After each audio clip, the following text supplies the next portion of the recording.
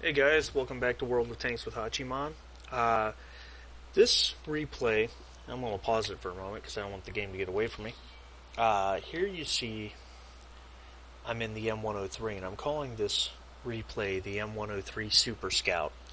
You see we're on Erlenberg and defending the assault, so we're the northern team. The other team has to cap our base. XVM gives us a 52% chance to win, which, if you believe any of that, it's pretty even. I do like to look at XVM to see the quality of players I'm facing. You'll see that their tier 10s based on WN8 are generally better than our tier 10s. And that's a cause of concern. A word about the M103. The M103 Heavy Tank turns the table on the armor ratings of the American heavies, because if you had the T-29 and the M103, you're used to this OP turret that it seems like no one in your tier can hurt as a general rule. But you have to go hull down. You have to keep your hull protected. The M103 is a bit different in that the hull armor is actually higher rated than the turret armor, just like the T-110E5. Of course, you have that American gun mantlet. And the turret cheeks on this tank are very easily penetrable, but you see they do slope backwards very well. So you of course have the hatch on top as a weak point.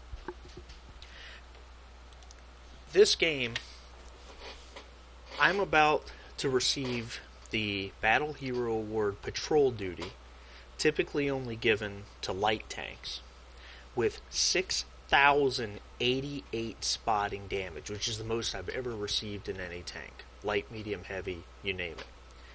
And the way I'm going to do it is by working this right ridge leading up to the castle in the distance.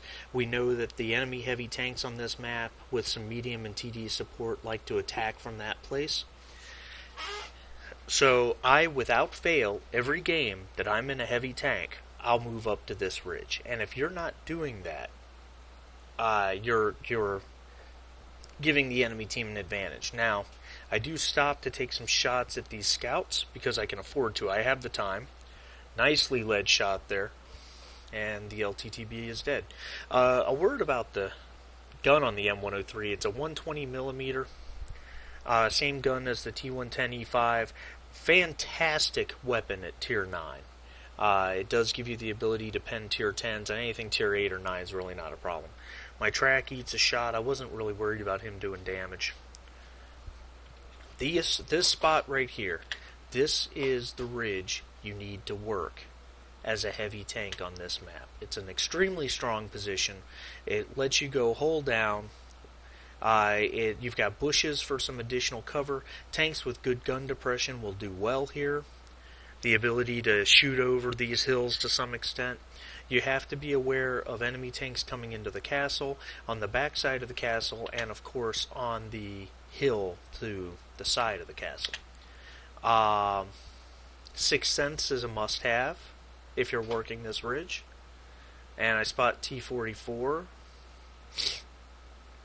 He backs off without taking damage, and there I'm spotted, so I move around. Centurion 1 bounces me. T-44 takes a big hit. There's spotting damage right there. There's the IS-7. I spotted him, of course, as well. Move up. Good shot into him. And he backs off. Just like that, I've got like 1,000 spotting damage. And what you do when you take this position with a heavy tank, especially with tank destroyers on the backside of this hill, you make it that they cannot possibly come down this road. If you don't have any support back here, they can flank you when you're working the ridge. But if you've got support back here, they can't do it, and they just kind of get stuck right in this area. Now, when you're working the ridge, especially with a tank with not OP, FV, I put a good shell into him, he just misses me, and he's dead, just like that. The TDs blew him away. And yes, I spotted him too. I got full credit for all of his hit points and spotting damage, with the exception of the shot I hit him. Anyway, even if you don't have, especially if you don't have the best turret armor, you have to constantly stay in some motion so that they can't pinpoint your weak spots. See, I just bounced a premium round from an IS-7, and look at that damage roll, 500 on the IS-7. as well as a T-28 prototype shell, which of course that tank's got a 120mm gun. And continuing to work the ridge using my gun depression. I'm not going to get on the IS-7 before he gets on me, so I back off. All I want to do is keep these guys spotted, because look at this, my TDs are just eating them alive. T-34 bounces a shell, another tank with a dangerous gun, and I spot the Tiger II, he's poking out the side. That's Kitten's play right there, even if it was a low damage roll. And I'm going to put another one into him. Oh! Shell goes a little high and it glances off his upper plate. No big deal. T-28 prototype, Tiger II are dead. And here I decide to get a little aggressive, which was actually a bad move, but that's okay. The game's in hand at this point, short of some major heroics. T-34 penetrates me for the first time, shoot on the move and miss. Because I want this T-44.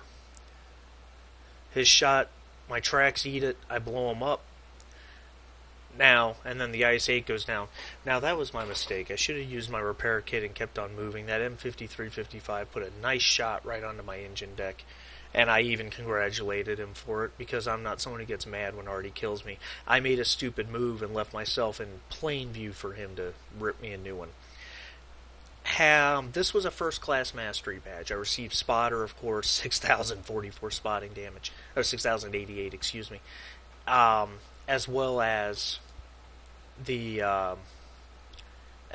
patrol duty battle hero, which a heavy tank really should not get. But I had a forward position that was very defendable, while my TDs just lit up the enemy tanks one at a time. Or I should say, I lit them up. They blew them up. But I still did over my hit points and damage. Had a kill. Some damage to some tier 10 tanks, which is great.